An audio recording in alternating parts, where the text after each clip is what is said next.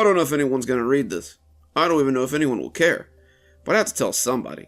It's too much to process right now, and maybe if I get some of it off my chest, it will make it easier to handle. I'm getting ready to go into the unknown, and I feel like someone needs to know why. Someone needs to know how it came to all this, and how I came to be a potential murderer/avenging angel. Above all else, I need to tell someone about Charlie. I'd known Charlie since we were in grade school together. Charlie thought of us as brothers, since he didn't have any of his own, and loved us like family. Despite that, never think we were the most important people in Charlie's life. No, the most important person in Charlie's life was his grandmother. Charlie's grandmother, he'd always called her Grandmom, was the one who raised Charlie since the day he was born. Charlie's mother died in childbirth, and his father died before he was even born, so without a guardian, that just left Charlie and his grandmom. Grandmom and Charlie. Charlie's grandmom lived out in the country, in an old wooden farmhouse with a big backyard and acres of fields for growing things. She rented the land to sharecroppers and must have done pretty well for herself because Charlie couldn't recall a time she'd ever had to work. Charlie didn't have any other family, none that he'd ever met anyway, and for the first 8 years of his life it was just the two of them alone in that farmhouse. Charlie said he remembered being sick a lot as a kid, and most of his earlier memories were he and his grandmom on the couch while she nursed him back to health from one illness or another. Grandmom would sit at home with him while he convalesced, watching Sesame Street and eating whatever Grandmom could whip up in the kitchen. Most days, Charlie would just spend the whole day on her lap while she rocked him and hummed strange little Russian songs to him. Grandmom wasn't originally from here, you see. She had emigrated during the Second Great War, and she and his grandfather had moved out to the country because it reminded her of her childhood home. Coming from the old country, she had all kinds of folk remedies, good-tasting recipes, and strange little songs that she would sing to Charlie as he drifted off to sleep or lay sick on the couch. One in particular that Charlie recalled fondly had become a ritual of sorts, a ritual that goes on to this day, I assume, that took on the normalcy of time and repetition. She would take him on her lap, pull his face close to hers, and place her hands on his cheeks as she put their foreheads together. Charlie recalled the bumpy, veiny skin there beneath his smooth baby skin as she did this, and the warmth that always seemed to radiate from her. With their foreheads pressed together, she would sing a strange song to him in her thick Russian tone before releasing him and planting a kiss on his forehead. "What does it mean, Grandmom?" Charlie would always ask, and the asking was as much a part of the ritual as the ritual itself. "It means," she would say in her warm, gravelly voice, "always together, even when apart, always a part of me, here in my heart." Charlie had never thought it was odd that he lived in relative isolation with his grandmother. Not until he started school. His grandmom had tried to homeschool him for a few years, but her teaching wasn't up to the state standards, so she had grudgingly allowed Charlie to attend public school. Here Charlie came into contact with other children, and first learned how strange his situation was. In class, we would do assignments or draw pictures of our family, and Charlie's was always the smallest when put up on the bulletin board with the rest. Charlie began to wonder why he didn't have any uncles or aunts or cousins, or any family besides Grandmom. When he asked her, though, she always shrugged and gave him the same answer. "Your grandfather and I had the one child. Your father was not a strong boy. He was sick, often like you are, and we were afraid to have another. By the time he was old enough to over his sickness, your grandfather was dead, and it was only me and your father." That made Charlie feel a little better. His father had been like him in that sense, sickly and alone with his grandmom, so it couldn't be that strange. That didn't stop the other kids from teasing him, though. I remember Charlie when he first arrived at school, and the other kids had him pegged as an oddball from the get-go. Going to school in the early 90s, it was all about how cool you were, how many cool things you had on your clothes. Charlie showed up the first day of school looking like the boy from the hot chocolate box my mom always bought. He wore suspenders and stockings, knee boots, and shirts with weird fringes on them. He stuck out like a sore thumb. This, mixed with his funny way of talking and his stunted knowledge base, made the other kids think he was slow and kind of a dweeb. He came in for quite a bit of ridicule, and I recall it was a hard couple of days before my friends and I got involved. This is where I come into Charlie's story, I guess. I had never taken part in the teasing, and over time I began to feel bad for him. I pushed some of my friends to invite him to play with us, and we were surprised to find not a dumb kid, but an imaginative kid, who joined in our games eagerly. His grandmom, had taught him a little Russian, which we thought was just the coolest, and we gave him some of our old clothes to wear so he didn't stand out quite so much. Together, we played G.I. Joes or superheroes or whatever the game of the day happened to be, and outside of play, we helped Charlie stand up for himself and make the bullies stop. As we got older, Charlie stayed at our place a lot, and we really helped him come out of his shell and adapt to life outside of Grandmom's house. We were friends with Charlie all the way through high school, and after high school, we all thought we might get an apartment together. Zach, Tristan, Charlie, and I, so we could attend college together. Charlie was hesitant. He didn't want to leave his poor old grandmom alone in the middle of the woods. So when he turned up at the house a few days later with a scant few possessions, I was pretty surprised. He had 2 plastic bags of clothes, a zipper bag of toiletries. After some coaxing, he told me he and his grandmom had had a really nasty fight. This surprised me, because I'd never heard of Charlie's grandmom ever raising her voice to him in all the time I'd known him. And he seemed just as shocked about the outburst as we were. She had refused to give him any of his stuff, except what he'd brought with him, and told him not to expect her to send him money or anything else. If he moved out now, he was on his own. You could tell how upset he was, poor guy, and we helped him out as best we could. He ended up sleeping on my couch until his first Pell check came in, and after that, he just kinda made do. I had expected that would be the end of his closeness with his grandmom, but I couldn't have been more wrong. After a few weeks of silence, she went back to calling him every day, and to our astonishment, he made plans to have dinner with her and help her with her shopping. She would send him money sometimes, and he would go over several days a week to eat dinner or lunch, and slowly things began to return to normal. She still wouldn't let him take any of his stuff out of her house, but he got some new stuff, and by the time his first semester was done, he had everything that he needed. Things went on in this way for about 3 years, at least until last Wednesday. Charlie and I had just got back from class when he got a call from his grandma. His face fell as they talked, and you could tell that Charlie was barely holding back tears. She hadn't been doing well for several years, nearly from the time Charlie moved out, and I personally thought it was a guilt trip to keep her grandson close to home, though I'd never say as much to Charlie. He talked to her for a few minutes and then immediately went to his room and packed an overnight bag. He told me to tell his counselor that he had a family emergency and needed to go home to be with his grandmother. When I asked him what was going on, he told me that she was dying and she wanted him to stay with her until she passed. I commiserated with him and told him to give her my best and to stay in contact so we knew when he'd be back. That was a week ago, and it was the last time anyone has ever seen or heard from Charlie. His car is gone, his things are gone from his room, and Charlie has disappeared without a trace. I drove the hour to his grandmother's house, hoping to find some clues when I got there, only to be greeted by a stranger when the door opened. She was a tall, dark-haired woman with lank hair and a swollen, pregnant belly, and she was no one I had ever seen before. Hell, Charlie and his grandmom were the only 2 people I'd ever seen at the house before now. She claimed to be a distant relative that had inherited the house from Charlie's grandmother when she died. She didn't seem to speak English very well, and was completely unsure as to who Charlie was or where he had gone to. We quickly lost patience with each other, and she yelled at me to leave before she called the authorities. I seethed all the way home, but I couldn't get any answers out of her. I got my answers last night. It was around 2 a.m. in the morning when something woke me up from a deep sleep. My legs were full of pins and felt like someone was sitting on them. I rolled over, thinking one of my roommates had wandered in drunk, only to find Charlie sitting on my bed. Even in the dim light, I could tell something was wrong. Charlie looked bad. Withered somehow, like a grape that gets left in the crisper drawer for too long. Or a corpse after it's dried out in a grave. He spoke to me, his voice a rattling rasp in my ears, and told me that something had happened. He'd gone to be with his grandmom. He found her on her deathbed, and she'd reached for him with her withered arms when he'd come in. He'd slumped, weeping by her bedside, and she'd reached out with her wrinkled hands and touched his face. He looked at her, and she had asked him to put his forehead against hers, so she could say the words one last time. She was my grandmom, and I loved her. How could I deny her anything? He said, his voice racked with pain. So he let her draw his face to hers, and she said the old familiar words as she always had. Always together, even when apart. Always a part of me, here in my heart. But when she kissed him on the forehead, his lips already starting to ask what it meant, he felt something strange. It was like she was taking everything from me. My breath, my blood, my bones, my seed, and all with that single kiss on my forehead.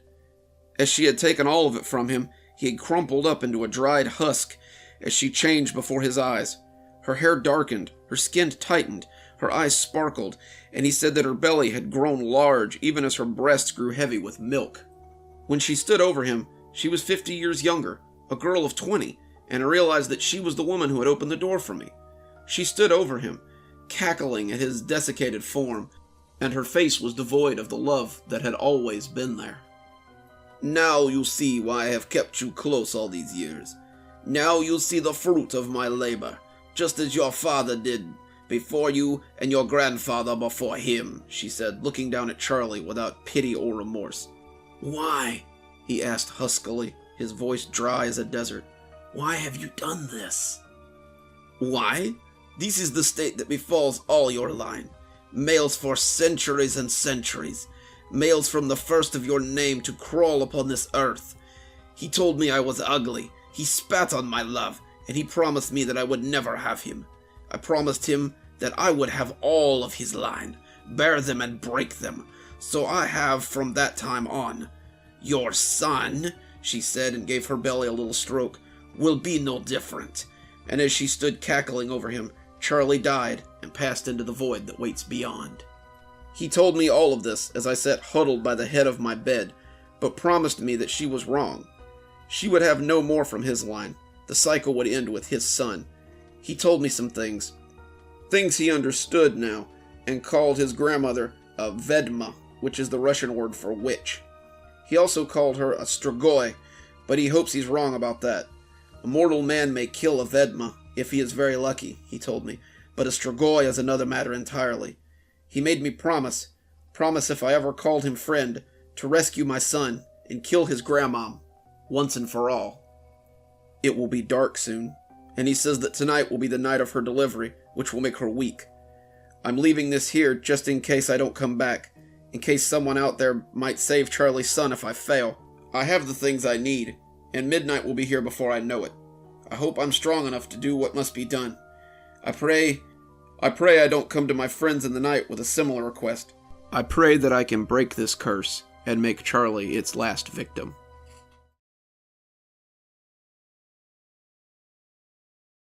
"Daddy, look at the picture I drew."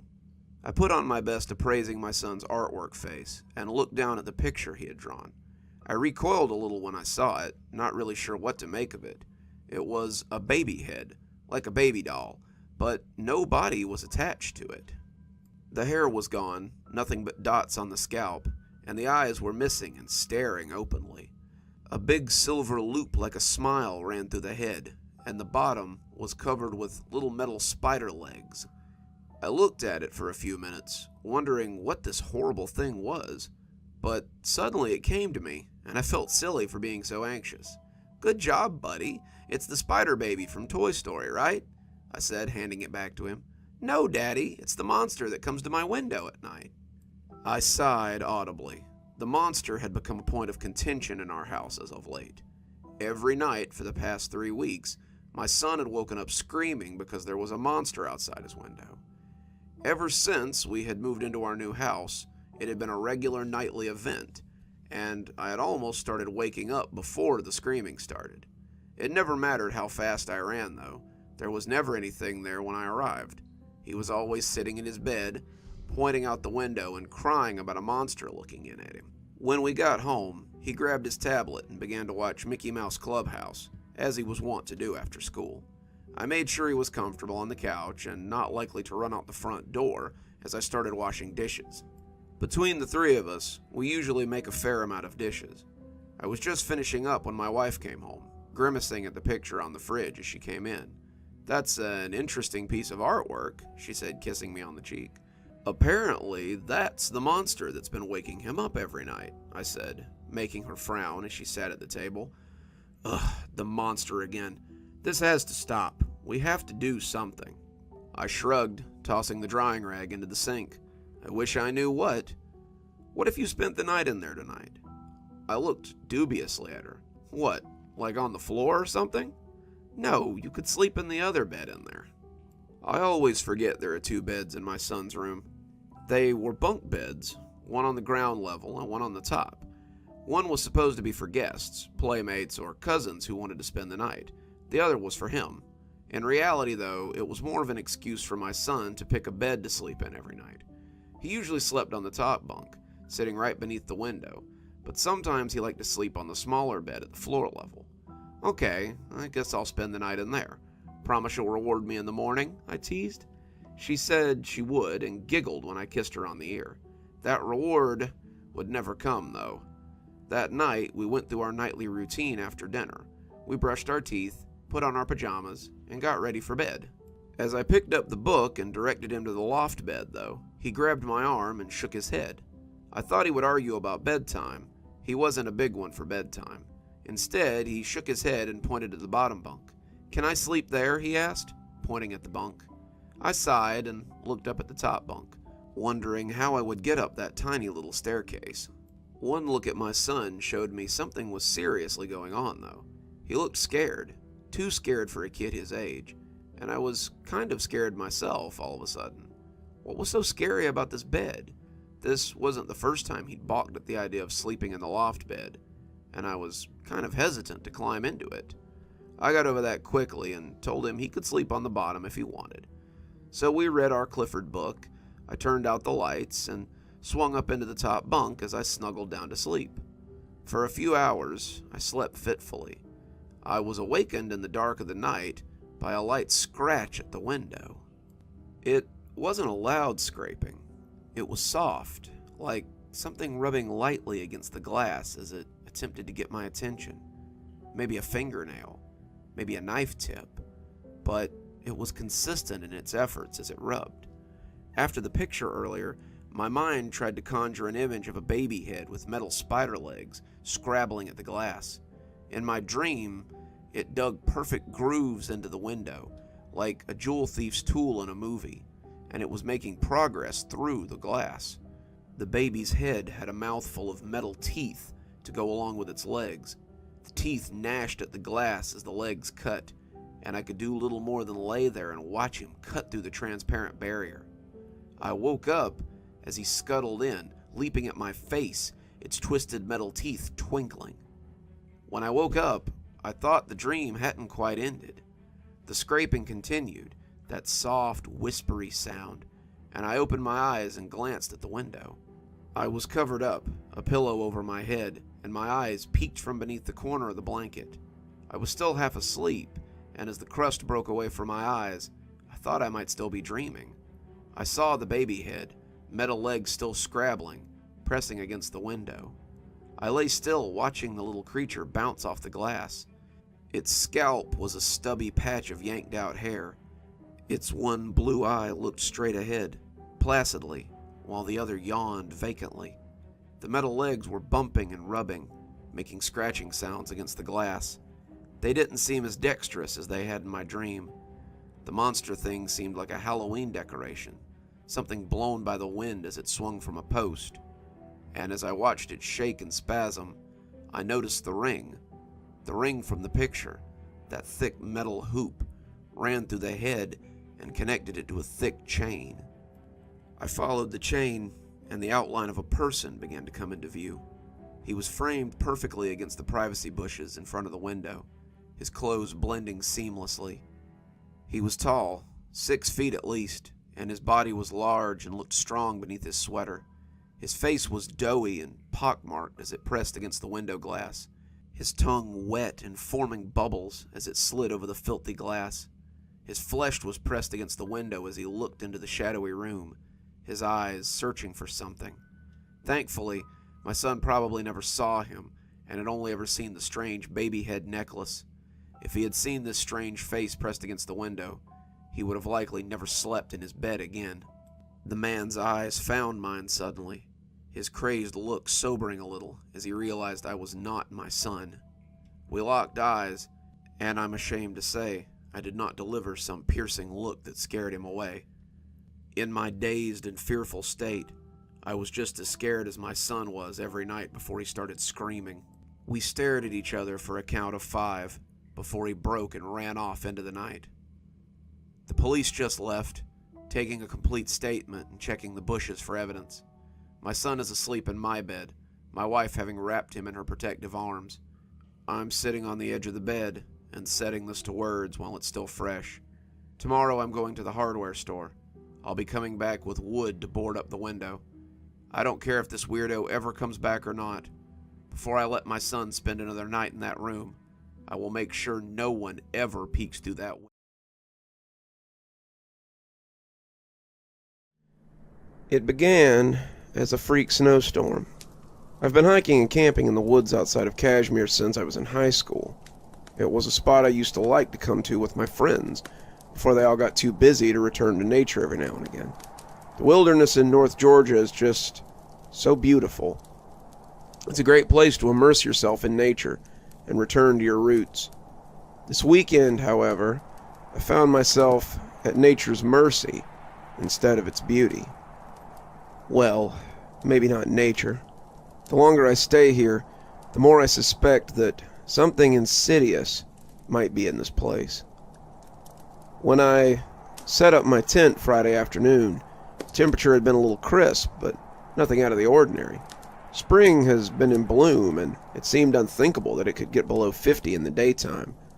I had been meaning to hike deeper, coming back out again on Sunday, but when I woke up to find snow, I decided my weekend might be a bust. After gathering the gear I could find, I began hiking back to my truck. But I must have gotten turned around. As the day fretted out, I realized how lost I'd become. My usual landmarks were either covered in snow or changed so drastically that I didn't even recognize them. My compass was no help. The needle kept turning and turning, leading me in circles as I wandered through the snow. As I got more and more turned around, the night began to creep up on me. I was soon watching the sunset as I thought about whether or not to put up my tent or keep walking. And that was when I saw the light. It was small, like a candle on a windowsill. I'd never seen any houses out in the woods before, but it was possible that someone had built one in the 6 or 8 months since I had last been out here. I began heading in that direction, and as I did, I saw a cabin begin to materialize amidst the snow. A candle was burning on the windowsill, and as I approached, I began to look for signs of life. I saw no four-wheelers or any means of getting in and out. I was making sure to make a little noise, whistling and crunching loudly through the snow so as not to startle someone who might not want company. The cabin was not the sort of pre-made ones you sometimes saw in showrooms. It looked to have been made of sturdy trees, and the wood looked new and raw. Someone had built this recently, and it made me even more aware of whoever was inside. It was pretty likely that a gun lived there as well, and I was in no hurry to be a squib in the local paper. As I knocked on the door, I felt a little like Goldilocks trying to introduce myself to the three bears. I don't know what possessed me, but when no one answered, I tried the knob. It opened easily, and the door wasn't locked. So I stepped out of the snow to find a roaring fire in the grate of the one-bedroom cabin. It was humble. A bed, a table, a large bookshelf that seemed to stretch the length of one wall, some chairs, and the fireplace. It was so warm after having come out of the cold that I couldn't help myself. I stepped inside and made a beeline for the fireplace. I was careful not to track snow in, leaving my boots and pack on the front porch in the hopes that whoever lived there would recognize that I was here and not be startled. I don't know where the owner of the cabin was, but if they were out hunting in this weather, I wasn't likely to receive a warm welcome. Either way, I didn't think I had any options with the snow falling and the night fast approaching. I sat by the fire, and as the flames dried my clothes, I couldn't help but look at the huge bookshelf that stretched across the wall. It was floor to ceiling, and as big as it was, there was still space for more books. The books were numerous, about 30 in all, and their spines had the names of people instead of titles. My curiosity got the better of me, and I went and took the first one down. The name, Jeremy Blake, was printed in gold leaf on the spine, and when I opened it, it cracked in that satisfying way that old books do. The owner of the home probably wouldn't appreciate me perusing their bookshelf, but I figured I already had enough to apologize for. What was one more thing, right? The inside was written in what appeared to be real ink, and the handwriting was delicate and practiced. Whoever Jeremy Blake had been, he'd been a very dab hand when it came to writing. I had assumed it was biographical, but the book didn't look old enough to have been written in 1736, as it claimed on the front cover. Jeremy talked about being out hunting deer with his brothers when they were suddenly set upon by a snowstorm. It had been snowing when they set out, but they now found themselves in a real blizzard. His brothers had left him when he couldn't keep up, and Jeremy thought he was about to die. That's when he saw the light out in the woods. He talked about coming upon the cabin, and how it had seemed so empty, but lived in. Like me, he had decided to thank the owner when he returned, and set about pinning this in his journal, which he'd brought with him. I pray the snow passes quickly. I would love nothing more than to return to my father's home, so that I might chastise my brothers for leaving me in such a sorry state. The next entry, though, was a little bit different. Jeremy had woken up to find that no one had returned to the cabin, and the snow was still falling outside. He had thought it looked a little better, and now that he was warm, he thought he might try to make his way home again. Jeremy opened the door to leave, but upon stepping out, he'd walked right back into the cabin instead. He tried this several more times, but always found himself stepping back into the warm, inviting cabin. There was only one door. When he tried to break a window in his fervor, he found they would not break. He became a little bit upset, fearing that he had stumbled into some kind of deviltry. He tried to leap through the window and nearly knocked himself unconscious. He had destroyed the house, flipped over tables and thrown chairs, but none of them had broken. When he turned around, it had all resumed its previous position, and Jeremy was certain that he had found some sort of witch's den and was most afraid. The next few days were full of entries about Jeremy continuing to live inside the cabin and discovering what it was all about. He found that he didn't need to eat or drink, which was both a blessing and a curse. Despite not needing these things, he found that he was always hungry and constantly licking his lips when his mouth felt dry. He watched from the window as the snow began to melt, and as winter became spring, he watched the animals roam outside the cabin. After a while, his entries became a journal of what he'd seen from the cabin's windows, until I discovered the last entry in this long series of observations. I don't know if anyone will ever read this. I suppose it matters not. I've existed in this house for a long, long time. I cannot say how long, but I was not even 15 when I came in out of the cold, and now when I look at the glass over the fire, I see an old man staring back at me. I don't know how much longer I'll survive, but today I saw another person for the first time in a long time. I was looking out the window, watching the snow fall again, when a child came hesitantly from the tree line. He was looking at the small candle that had brought me here, but his eyes got big when he saw me looking back at him.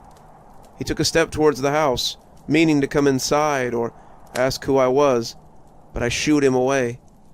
I think now that I should have let him open the door to see if I could escape, but I couldn't take the chance of that boy being stuck here as well. Better to die alone here than have some young fellow watch me pass. He scampered away when I banged on the glass and yelled at him. Probably for the best. I'm going to stop now. This journal does nothing but remind me that I'm alive. Maybe it would be better to be dead. I wasn't sure what to make of the journal. Was it real, or some make-believe story the owner had concocted? I looked at the bookcase and wondered if they were all like that. It was getting dark outside, so I took the second journal over to the fireplace so I could read it in the roaring light of the fire. Pine knot cracked as I got comfortable, and the whole experience was very rustic. The handwriting was a little rougher, not the same as the beautiful script of the previous one. Inside were the musings of a woodcutter. His writing was shorter, more surface level. He'd gotten lost while chopping wood and found the cabin on his way home. He stopped in to see who lived there and got himself trapped inside, just like the writer before him. He'd used his axe to try to break free, but to no avail. He'd taken up the book he found on the shelf and began writing to pass the time. Wasn't much, 3 or 4 pages before he stopped. He wrote about watching some squirrels, seeing a deer, and worrying that he would starve when he didn't find any food in the cabin. Whether he died or became bored, I don't know. He stopped writing about 5 pages in, signing Roland Wood at the bottom. The same name on the book spine, written in the same rough gold leaf that the words were written in. The next diary turned out to be a kind of fantasy story, something my grandpa would have called an oat opera. It talked about pioneers on the trail, one of them breaking off in the night to have a call of nature. He finds a strange cabin with a flickering candle, and once he went in, it refused to turn him loose. He spent a few pages talking about being trapped in the cabin, and when his sister came to look for him, he saw her and banged on the window to get her attention. She looked up, clearly startled, and ran away before she could help him. Whether she'd seen him or not, no one ever came to look for him. The rest of the journal was spent telling the story of the pioneers and what they must have seen on the trail. His sister seemed to be the main character, and he talked about the Indians they fought, the animals they hunted, and the things they survived on the way to their new home. Eventually she married a man, and the two lived on the prairie with their growing family on the outskirts of Preacher's Glen. Towards the end, he must have become a little jaded with the whole thing, and the story took a dark turn. His sister, her husband, and her children became riddled with hardships as the Indians descended upon their house, burning their crops and killing them all. The sister watched her family suffer for the crime of leaving her brother behind. The journal ended with her finally being allowed to die at the hands of her captors. He signed it William T. Pitt on the last page, and when I looked up from the story, I realized it was day again. As snow rattled loudly against the window, I had to wonder if it had only been a day. Jeremy's journal made it clear that the concept of time was a little wobbly. Had I been here a day? A week? A year? The snow was still blowing outside, but it didn't have to be the same storm that had brought me here. I looked at the door as I got up to put the book away, and wondered if I would find myself stepping right back into the cabin. I took a step towards the door, but I wasn't bold enough to try it yet. I needed more research first. With little else to do, I picked up the 4th journal. I noticed that William Pitt was on the spine of the 3rd one as I put it back, and Beverly Stryker was on the spine of the one I took down. It seemed that the cabin had finally attracted a female resident, and I was interested in getting her point of view on the whole situation. Beverly's story was a little different from the others.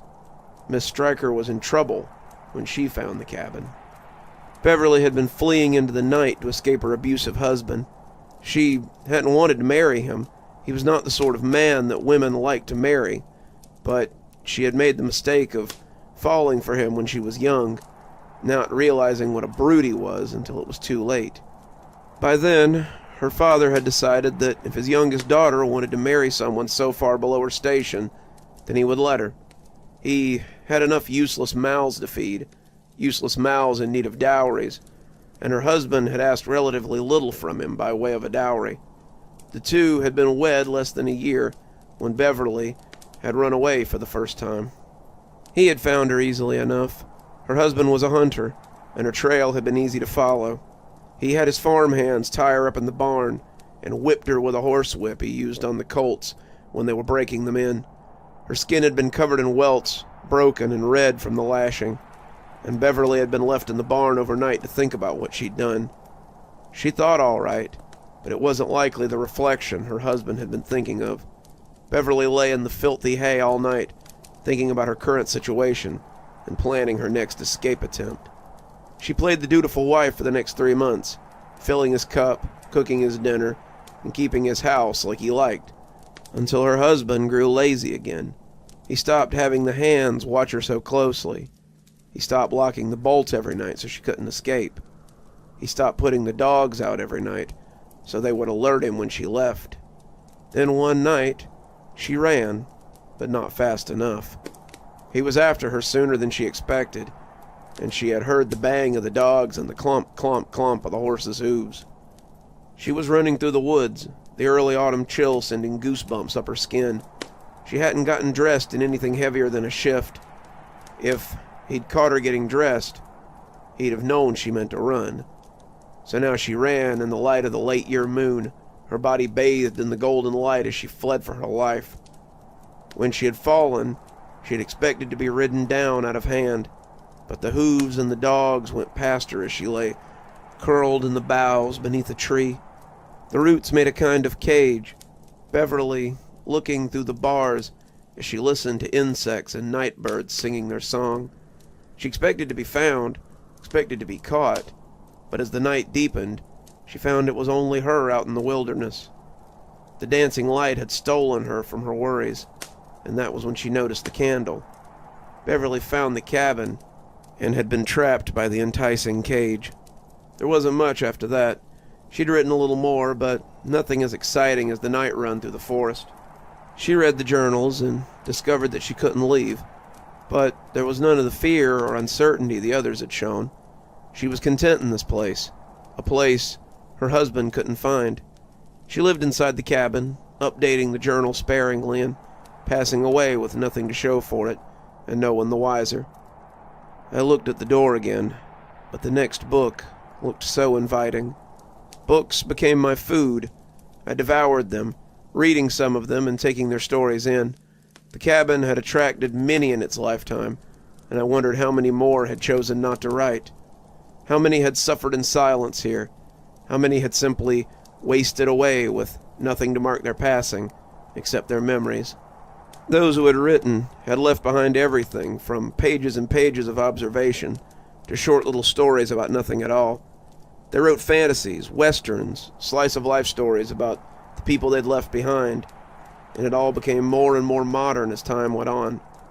I don't know how long I sat there reading, but it was snowing again when I looked up to find a journal in my hand with my own name on it. I opened it and found the pages as white and blank as the landscape outside my window. The doorknob was cold when I wrapped my hand around it.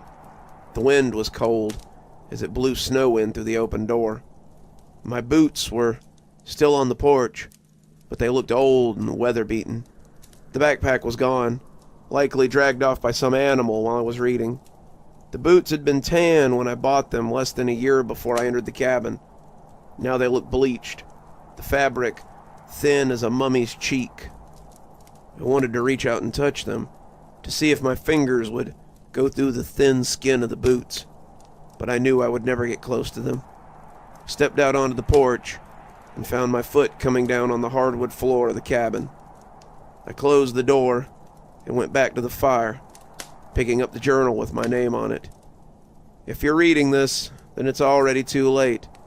I don't know if this place is supernatural or just some old pocket out of time, but I do know that it's a trap. I don't know if there's any escape from this place, but I know that no one's coming to look for me. I hope my diary is the last, but I have no doubt there will be others. The house seems to draw us to it, collecting stories as it collects lives. At least, I'll be warm before I die. I looked down at what I'd written, unsure of what else to say. It was barely a page, and the effort seemed lame. I was no writer. I'd never done more than emails or text messages. But as I struggled to find something to add to it, the futility of the exercise hit me all at once. If someone read it, they would be trapped anyway. My warning wouldn't help them, and my eyes slipped over to the fire as I thought about just burning it. Would it burn? I didn't know, but if the cabin wanted lives, then why give it what it wanted? Then I turned back to the door and thought of something a little different. An experiment might bear results. The book thumped onto the porch when I tossed it, and when I turned back to the bookshelf, it hadn't returned to its spot. The snow skittered across the pages, leaving wet runners on the paper as they marked them. They fluttered back and forth as the wind hit them. but the book was a little too heavy to be pushed by the wind. The snow seemed loath to come up on the porch, so I didn't think it would ruin it. When I closed the door, I hoped that someone would see it before they opened it. I had added a little bit at the end, and as I sat shivering by the fire, I hoped they would notice the book and follow the instructions before barging in. Knock 3 times and open the door. Under no circumstances come in. If the house is empty, run away as fast as you can. If I'm here, hopefully you can help me escape.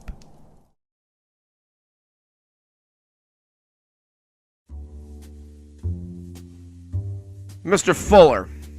The tall man looked up through the curtain of greasy black bangs, and his face was equal parts good-natured annoyance and unshakable certainty. Detective Cutter liked the annoyance. Annoyed men could become angry, and angry men could make mistakes. But the certainty was going to make this exchange difficult. A man who was certain was a man who would play the game to win, and Detective Cutter was just as certain that this man was guilty. "Do you know why you're here?" Cutter asked, and he put the box down between them as he stood leaning over Fuller.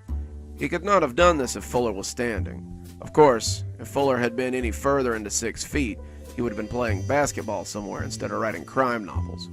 Cutter was all of 5 feet, and only because his red Irish curls put him over the limit. He stood over Fuller now, though, not glowering, but not smiling, from a position of power that Fuller's certain and almost bright smile did not seem to understand. The game was over in the 9th inning, Holmes, and now it was all over but the crying. Fuller looked up at him like a professor looking at a bright pupil who's just broken the cardinal rule and asked a foolish question.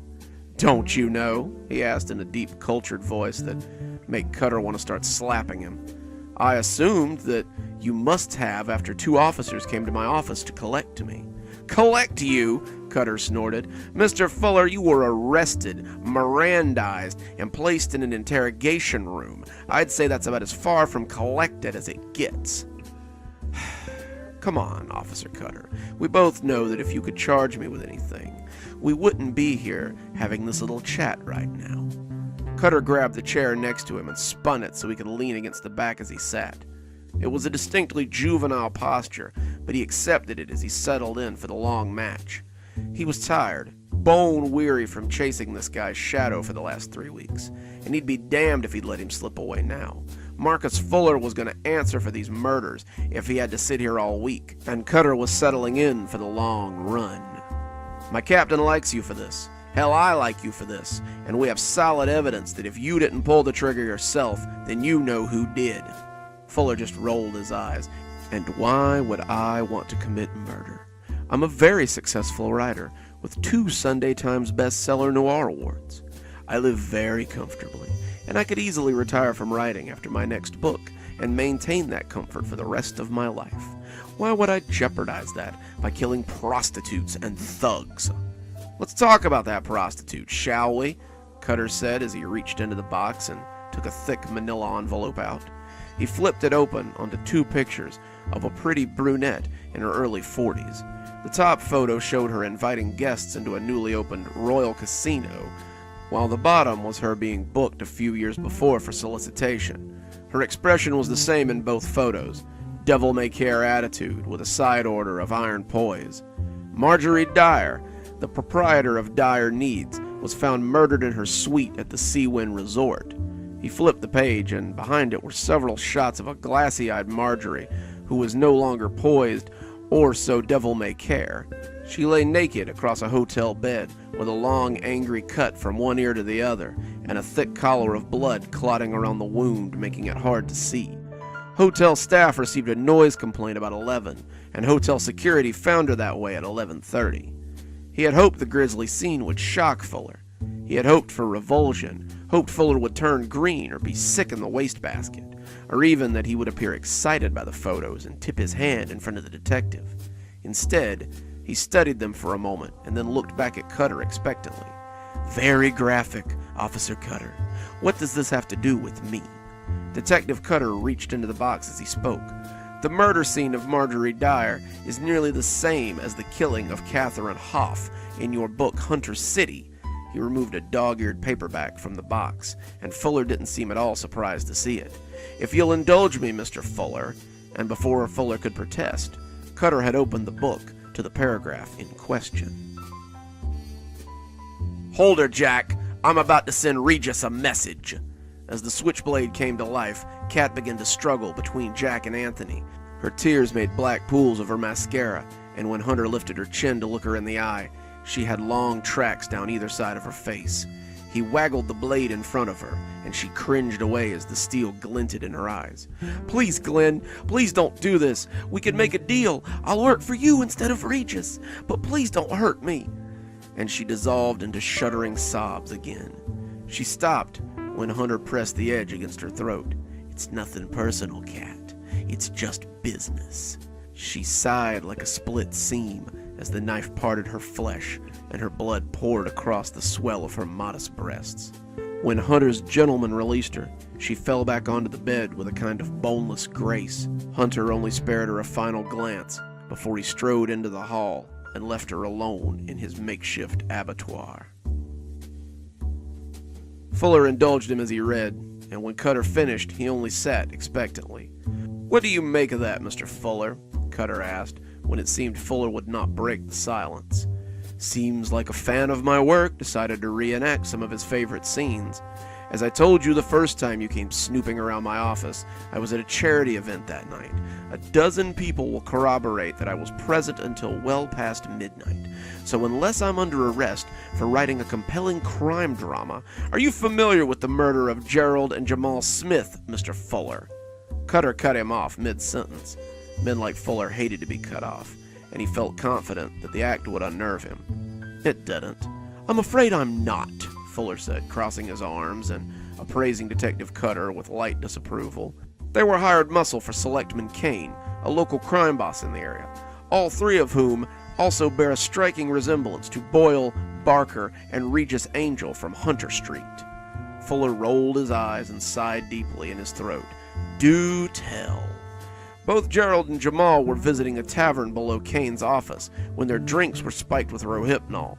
Both were large men, Mr. Fuller, and both had a lot of experience with guns, as did Boyle and Barker. Boyle and Barker, as you recall, were drugged by Glenn Hunter before he assailed the home of Regis Angel. Both sets were shot on the stairs as they tried to return to their boss. Their nerves dulled, they were easy prey for both Glenn Hunter and our current mystery killer. Then, of course, there's the nature of Selectman Kane's death. "Let me guess," said Fuller. "Drowned in the bath?" Cutter flipped through the file and settled it back on the table. "Close. Drowned in the sink." The photos were of a man in his late 50s, lying face up in a utility sink. His shoulders had been forced down into the wide basin, and his face was a spiderweb of cuts and scratches where the faucet had battered him. One of his eyes bulged grotesquely, as the other stared glassily at the photographer. Fuller looked at this with no more interest than he had the others, and when he looked up, his eyes questioned Cutter on what he hoped to accomplish. He didn't catch Selectman Kane in the bath. He was forced to improvise by drowning him in a utility sink. Kane fought, but forensics says his attacker finally broke his back and forced him down into the utility sink to properly drown him. That's not from one of my books, Officer Cutter, as well you know. No, but Hunter did drown Regis in a bathtub after killing his bodyguards in a stairwell. I got the passage somewhere here. He removed his copy of Hunter Street from the box as well.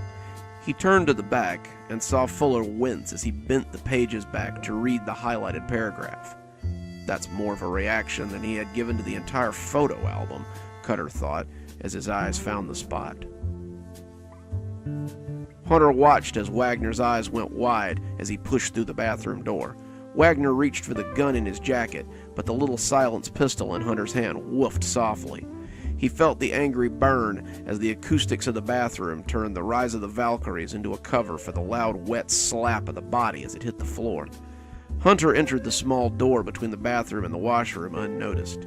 As he pushed the large form of Regis Angel under the water, he was rewarded with total surprise. The old man was still quite strong, and had it not been for the surprise of the attack and the slippery bathtub in which he was lounging, Hunter thought that he would have been in for a real fight. As he drowned him, he bent over him so he could watch the life leave his eyes. If you watch a powerful man draw his last breath, some of his spirit will be transferred to you, boy. His grandfather had told him this 1,000 times if he told him once. As the struggling stopped and the great shadow of Regis Angel left the world, however, Hunter felt little save the deep sense of satisfaction and a staggering sense of loss. "You're reaching, Detective," Fuller scoffed, but Cutter noticed the change in title, and it seemed a victory, if a small one. "He was drowned on his back, Mr. Fuller, which leads us to believe his attacker wanted to watch him die." "Which supports the theory of a copycat," Fuller barked, pushing up from his seat to glower at Cutter. "Just because you beat this dead horse over and over again, Detective, does not mean it's going to give you anything but... Your third book was a bit of a disappointment, wouldn't you say, Mr. Fuller?" That shut him right up. He stopped mid-sentence and goggled at Cutter, as if he couldn't believe what he just heard. If Fuller wanted to play the copycat game, Cutter was ready to drop his final bit of damning evidence. He was more than happy to let Fuller back himself into the corner first, though. Fuller blew out a long breath. "I don't see how that's relevant at all to your case." "A dozen rewrites, not well received by the fans, and the reception at the ending was bad enough that you had to write a 4th book and turn the Hunter trilogy into a Hunter quartet. That had to sting a little, wouldn't you say?" That was a decision I made on my own," he snapped, but Cutter didn't care. He had this guy, and he knew it. The first 2 pieces were only appetizers, and after he served up the main course, he'd be more than happy to give this guy his just desserts. "Well, the most recent murder was very reminiscent of another scene from your book." "Oh, please do tell. Someone kill a big stupid brute on the street with a machine gun? Poison a congressman? Maybe slit a whore up the..." Cutter threw down an open folder and watched the pompous prick deflate like an old balloon. "We had to request the manuscript from his secretary when we found out you had written a 4th novel. She was so distraught that she sent it over immediately. This, Mr. Fuller, is the reason you're here."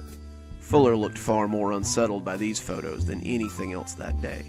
This can't be. I just talked to Dan last week. Danforth Wilde was murdered in his apartment last week, 3 days after you threatened him over social media for stealing the premise of Hunter State for his noir series. You said you would make him regret every word he published, didn't you? I guess maybe he regrets it now, doesn't he? Fuller sat, looking at the pages for several seconds, before closing his eyes and sighing. He was eviscerated, just like the congressman in Hunter's stand. My agent was the only one who had a copy of the manuscript, so of course, you think... He closed the folder and glared at Cutter. "Hook me to a lie detector, Detective. Call my assistant and ask her where I was when Dan was killed. I have no receipts for travel, I have taken no leave from work, and you will find no way I could have done these things. Now, unless you're prepared to hold me under suspicion, I demand that you release me." Cutter stared at him for nearly a minute before shaking his head with a deep sigh. He had hoped he could grill the answers out of Fuller, but the guy was too slick for that. His captain was going to rake him over the coals for this one, and Cutter could already hear the sounds of pens signing his leave of absence. "Go then," he said, waving his hand at the door, and Fuller left with a little slam as the door shut behind him. 3 weeks. 3 weeks of suspension from duty. Cutter drained the whiskey from his glass and slid it back towards Mike. He had had his first drink right here at the Fighting Cock, and he suspected it would be where he took his last. You shake enough trees like he had, and you were bound to have something fall on you eventually. Guys like Fuller, though, they made him ache for a drink. The door jingled, and Cutter didn't even look up as someone plopped down next to him. They thought I might find you here," said a familiar, cultured voice. "I need your help." Cutter blew a chuckle into his shot as he knocked it back. "You dance around justice, get me suspended for 3 weeks, and expect me to..." He flinched a little when he looked at him. Fuller had a long, jagged cut across his face, and his left eye looked like a few more punches would have broken the socket. He caught Mike's eye, and the barman seemed to be trying to decide whether to call the police or let Cutter handle this. In the end, he offered him a rag from behind the bar and slouched off out of earshot. Fuller sat down next to him, and his eyes darted towards the door like a trapped animal. "I need you to protect me. The man who's been murdering these people has been staying with me for several months now. He's also responsible for the 4th Hunter book, and until tonight, I thought his killings were something benign, a way to clean up the streets, if you will. When I confronted him about Dan, though, he just went crazy and tried to kill me in my apartment." "Slow down," said Cutter, as he took a pad from his pocket. "Let me get some information first." He wobbled a little on his stool as the alcohol settled over him like a cloud. The shots were beginning to catch up with him, but he wanted to be sure he got everything verbatim. If he could bring this information to his captain, then maybe they'd rescind his suspension. "Let's start with a name. Who tried to kill you?" Fuller took a deep breath before saying the last name Cutter would have ever expected. "Glenn Hunter."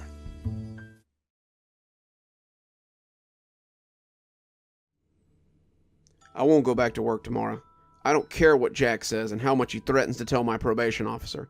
I will not hear the way my coworkers laugh at me. They tell me it's nothing, but they didn't see what I saw. They haven't seen the spot like I did today."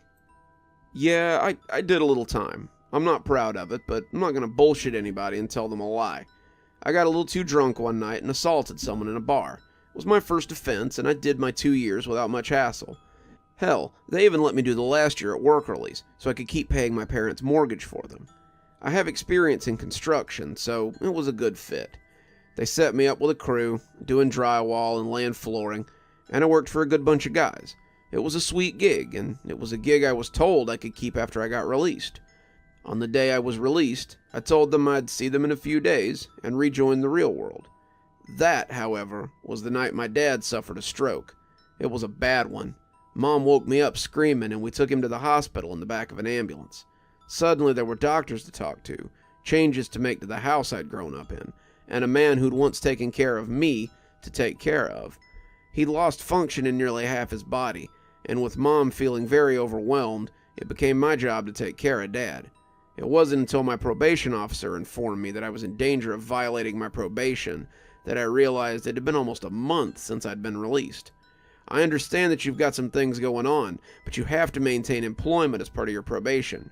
Your job with a construction firm says that they'll let you come back if you're still interested, but you have to have some income coming in by next week or risk violating your probation and going back to prison. I went to the foreman the next day to see if I could get my old job back, but it appeared I was in for a surprise. "Yeah, sorry, we filled your spot on that crew. We didn't know if you were coming back, and we needed a full crew for the job." I gritted my teeth and resist the urge to rage at him. "Then why did you tell the probation officer I could come back?" "'Cause I have a new crew for you, if you're still interested in it." I told him I was, and he gave me a number to call. "That's Jack. He's been begging for another able body. Give him a call and see if you guys can meet up today." I thanked him, inwardly fuming that he'd already filled my position, and called the number. Jack answered on the third ring and told me that his crew left at 5 a.m. If I wanted a spot on it, I'd better be on the yard at 5 a.m., ready to work. I told him I would, and he hung up on me mid-sentence. I already didn't have a good feeling about this guy. He was terse, and didn't sound like the kind of guy you wanted to have a beer with after work. Regardless, I needed the work, so I set my alarm the night before and dragged up before dawn to meet this asshole at the yard at 5 a.m. And oh boy, had I been right in my hunch about this guy. Jack was one of those average-sized dudes who thinks he's a giant.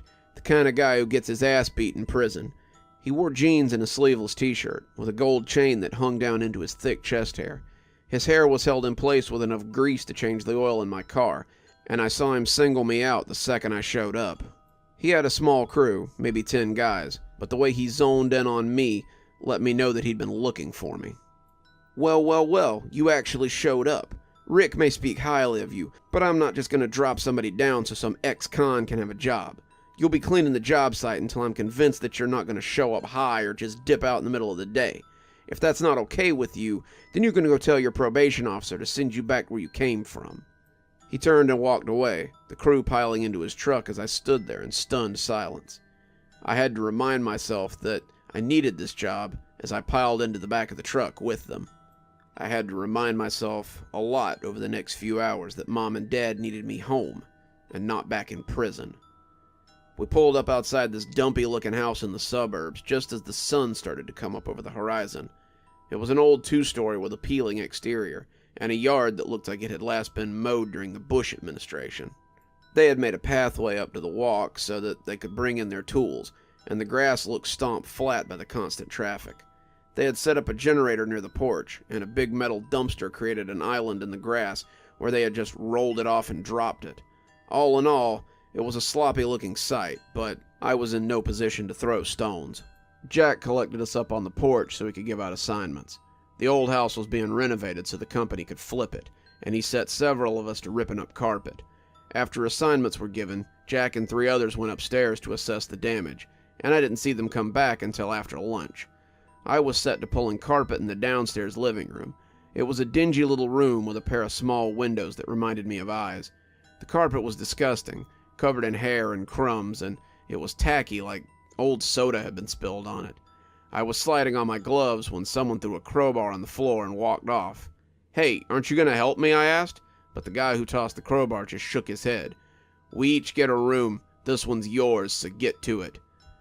Then they left me to pull carpet in this big dirty room by myself.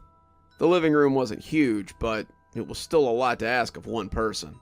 I pressed the crowbar in and pulled the carpet away from the wall, not bothering to be gentle. The drywall was going to be pulled out next, and I suddenly wondered why they were pulling the carpet out first. I shrugged. I wasn't the boss here, so I guess I'd just have to do as I was told. That was the first time I noticed the spot. It was in the corner of the living room, a big water stain that seemed to take up 2 walls. It was about the size of a basketball, and the water spot looked like it would be wet if you touched it. It kind of freaked me out, for some reason, though I couldn't tell you why at the time. As I worked, I could almost swear it was moving, just a little, and I got that feeling like eyes on the back of my neck. You know the feeling, the one that makes your hair prickle up, the one that makes you think you might be being watched. I tried not to let it bug me, but it was like I could feel that spot as I worked. The carpet didn't take too long. An hour later, I had rolled it up and was ready to haul it out. I looked around for help, but the others were still hard at it, or at least pretending to be.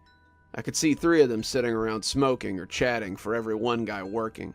When I asked them to help me get the carpet out to the dumpster, they just scoffed and waved me off. I couldn't move it by myself, so I just left it in the living room and went to look for more carpet to pull. It seemed that my fellow workers weren't as diligent as I was, because there was still carpet in 3 rooms that seemed to need removing. I sighed. This was clearly going to be my life for a while, and I set to work pulling the carpet to get ready to haul it all out. As I worked in a bedroom, the wall painted off blue with stormy-looking clouds on it, I got the feeling that someone was watching me. I turned to the door, thinking maybe one of my coworkers had come to see who was making so much noise back here, but there was no one. I looked to the window, but it was so caked with dust that no one could have seen anything through it. I glanced over to the closet, thinking maybe someone was lurking in there, and that was when I saw the source of my discomfort. A basketball-shaped spot on the wall over the closet door. I tried to convince myself it was nothing. It was just a water spot. The house was probably full of them, and I just happened to have found one that looked exactly like the other one I had seen. I kept working, pulling up tack strips in places, but it still felt funny, like something was watching me. As the carpet rolled up, I began to push it towards the door, sending up puffs of smoke as it thumped over. As I pushed, I couldn't help but glance at that spot. It was still there, hanging over the closet door, seeming to watch me as I worked. I turned to look at it squarely and gasped as I noticed a large white hole in the middle of the spot, like an eye floating in a puddle. I ran out of the room then, bumping into another worker as I beat a hasty retreat. "There you are," he said tersely. "We've been looking for you. Come help us move this carpet."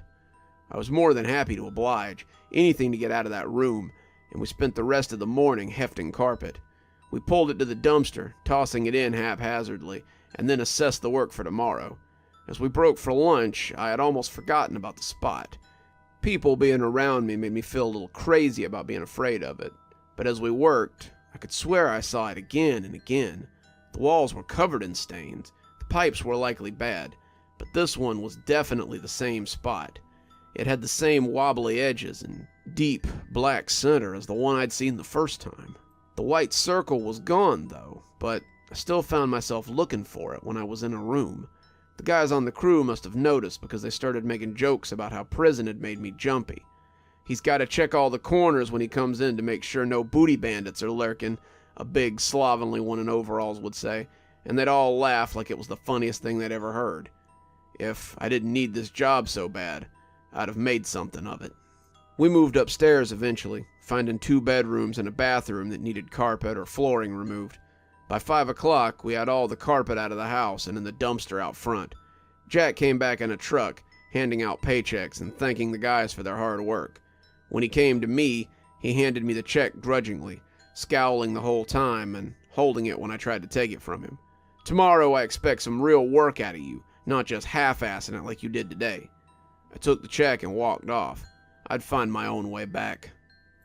The next day was a little better. Jack said that the drywall would come next, and then he and his cronies disappeared out to the truck while the rest of us worked. We all started tearing out drywall, dust and nails flying, and I meant to swing my hammer into that spot extra hard when I saw it. To my disappointment, though, the spot never showed up.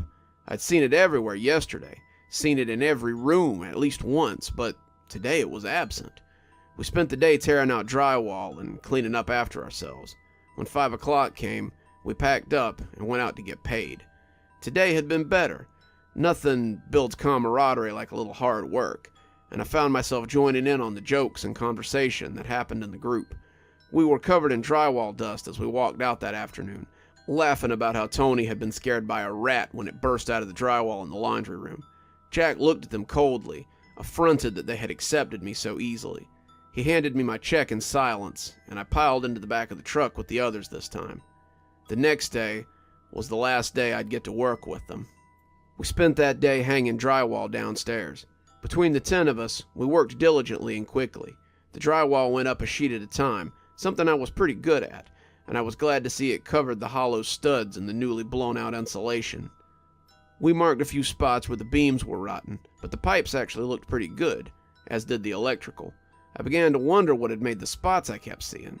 They looked so wet, but I pushed it out of my mind as I worked beside my newfound companions. By 5 o'clock, we'd done most of the downstairs, and we'd have the rest finished by tomorrow so we could move upstairs. When I walked out onto the porch, though, I realized I'd forgotten something. I had rubbed at my wrist, looking for the reassuring feel of metal that had gotten me through 2 years in the can, but I found only bare skin. My heart skipped a beat. My dad's watch was gone. When I remembered that I had laid it on the counter, not wanting it damaged while I was working, I must have forgotten all about it in the bustle. I grabbed my check and turned to go back in the house, Jack scowling at me as I walked off. "We're leaving," he called to my back, but I waved him off. "If you're gone when I get back, I'll just find my own way." I wasn't about to leave my watch here overnight. I went to the kitchen and checked the counter, but there was nothing there. It was powdery with dust from today's work, and I thought I could see an indent where the watch had been. I checked underneath the counters and around the floor, but I couldn't find my watch. I began to look around, hoping it hadn't found its way into someone else's pocket. I walked through the rooms, looking into each of them, to see if I'd maybe left it there, and when I looked into the living room, I was rewarded for my effort. Sitting in the dead center of the debris-riddled floor was my missing watch. I took a step, but something brought me up short.